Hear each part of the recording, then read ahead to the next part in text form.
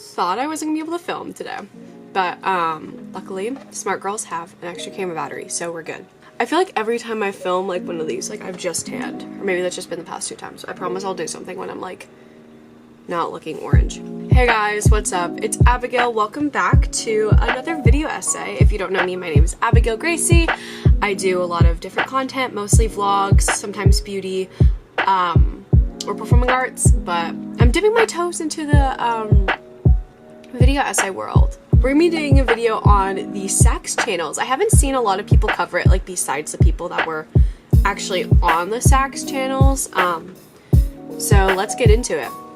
So if you don't know, the Sax channels are a bunch of different collab channels. Like Sax stand for 7 Awesome Kids, which was like, I guess like the first one, but there are 7 Supergirls, which was the most famous one, 7 Awesome Kids, 7 Fabulous Teens, 7 Perfect Angels. I remember there was like a gymnastics and a dance one too, and like 7 Cool Tweens. I auditioned for 7 Cool Tweens, so that was interesting.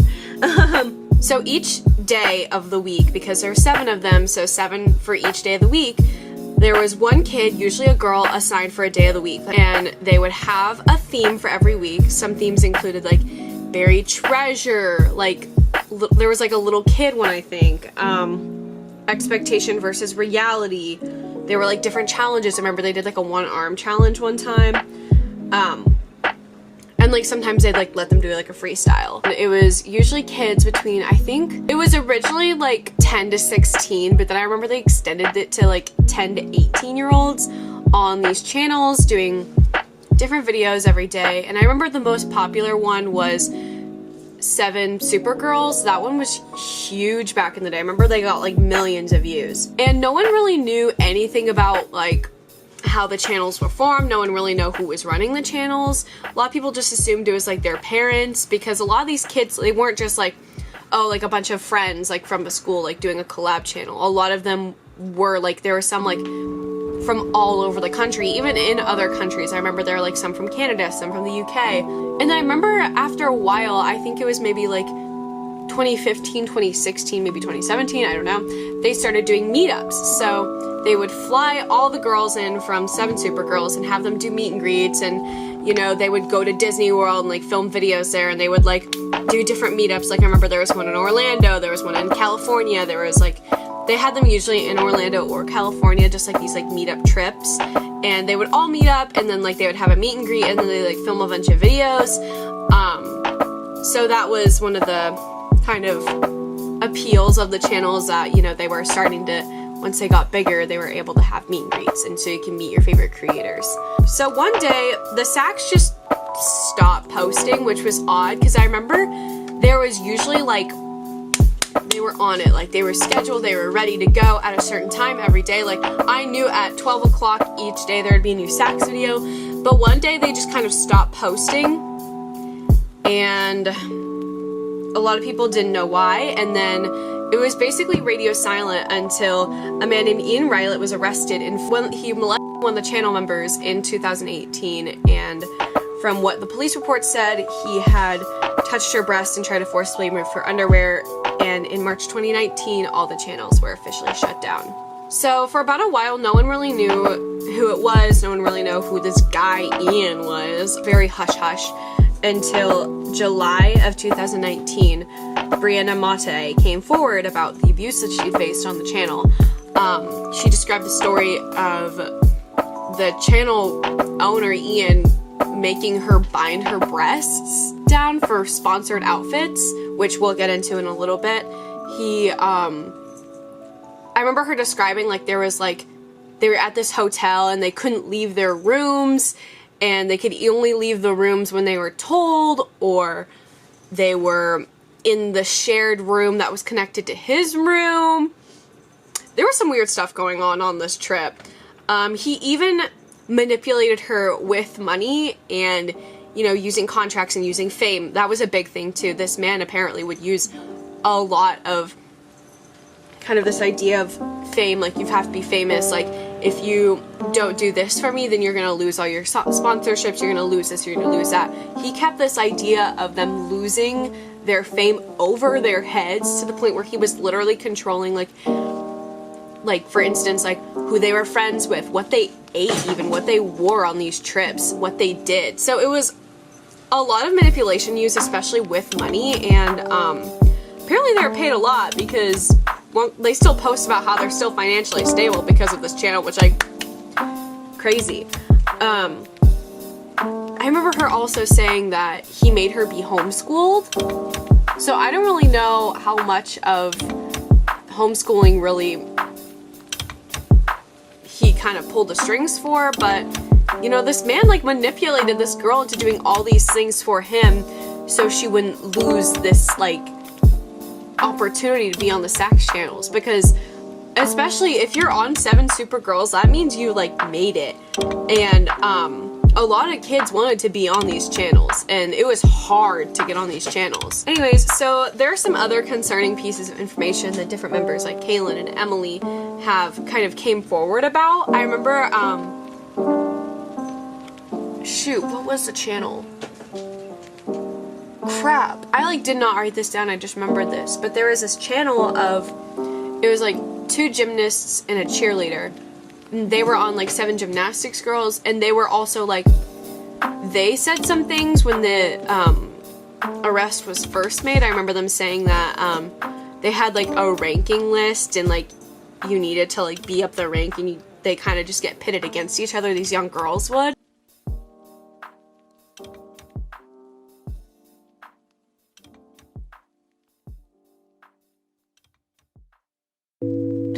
But some other concerning kind of pieces of information was there was a Skype and Minecraft kind of groups, and according to Emily, if they didn't speak in the group chat, this man would threaten to take away their opportunities. Like, I remember her saying that they had a deal with Disney, and he threatened not to give it to the 7 Supergirls because they weren't talking in the Skype group chat. But in reality, this man was just lonely, and he just wanted to talk to young girls.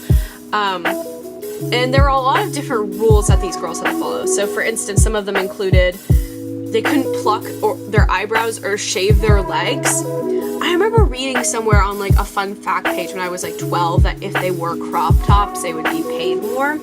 I remember sometimes they couldn't wear shoes. I remember hearing that. I don't know how true that is. But I knew they couldn't wear makeup, couldn't wear bras. He would like yell at them if they like wore underwear under their leotard, and they had to wear summer clothes no matter what the weather. Emily told a story of when it was literally winter and she had to wear shorts and a t-shirt in the middle of a park in England, and it gets cold there in the winter. And there were also some other policies, for instance, no posting on their other channels because they would age themselves out. Also, but that was a big one too, because I remember seeing Emily post on her YouTube channel, and her personal YouTube channel was way different from what she was posting on 7 Supergirls. On her own YouTube channel and on her Instagram, like, she was being herself. She was like that, like 2014 Tumblr B. Like, I wanted to be just like her. She was like this like 2014 Tumblr like cool girl, and then on this channel it's like they made her dress and act like she was 10 years old when she was like 14. And also something important that I mentioned earlier was the age policy. So I remember 7 Supergirls, when you were 16, they made you leave the channels. However, when some of their talent started to get older, when some of their more popular creators like Kaylin and Jenna, that kind of posed a problem. So when they were starting to reach the age of 16, they changed the age to be 18. I remember a couple years prior, Catherine and Rachel were like, they were these 2 sisters that would do videos together on the sex channels. They like both had a day together. But Catherine, the older one, had to leave because she turned 16, but then they let her back because they changed the rules so they could accommodate Caitlin and Jenna. They always used the kind of bribery, I guess, and manipulation of sponsorships. And I remember some examples that were used were Justice and Disney. I remember there were a bunch of videos of them wearing like they had to wear these like Justice clothes together and like did like a Justice lookbook. But looking back, like, some of these don't even, a lot of people don't even think they were real. Because Justice would have, you know, said something about this, or Disney does not do a lot of YouTuber sponsorships. Maybe they do, I don't know, but don't think. Disney's a very exclusive company, so the fact that they would choose a YouTube channel with like 1 million subscribers is very unlikely considering how big Disney is. There was kind of insinuated in some videos, especially in Brianna's, that these sponsorships weren't even real. Especially because I feel like a lot of people would have known, not just from the Sax channels, that these videos were real. Not to mention, these girls were like 16, 17, 18 wearing Justice clothes in videos. First off, good for them for being able to fit into Justice, because like once I hit like 12, like I was done with Justice. Yeah, there was a big question of these sponsorships are real, and also there is a whole thing of assigned best friends. Kaylin told a story of when she was forced to be best friends with a girl, and if she wasn't with this girl and only posted pictures with her assigned best friends, then she would get in trouble. So one day when she posted a picture with her swim team, she got a call getting screamed at for posting with other people, and that she was going to lose all of her opportunities because she didn't post with a certain person. And Brianna also told a story of how her and her sponsored BFF were told to do weird poses in a photo shoot. Like they were doing a photo shoot in their swimsuits at a water park, underage, and the weird man made that, Ian, whatever the fuck his name is, made them touch noses in a picture with like she like put whipped cream on her nose, and like he was like, oh, touch noses, and they were like, what? So yeah, a lot of weird shit going on. And not to mention, a lot of the videos, I was like trying to find some of these old videos, and honestly, like, how is this allowed? That's all I'm gonna say.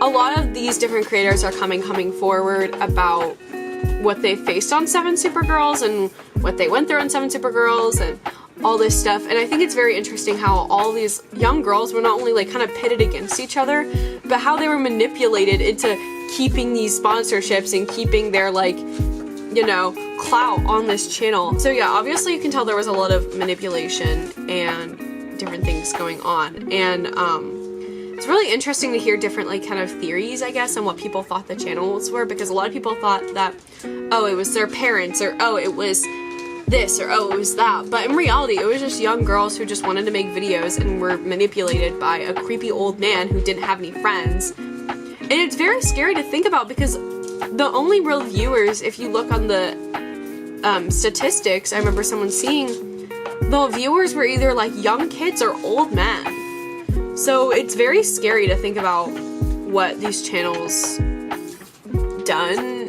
done and what they did to these young girls. Anyways, I hope you enjoyed this little look into 7 Supergirls. Give it a thumbs up, and I'll see you next week. Bye!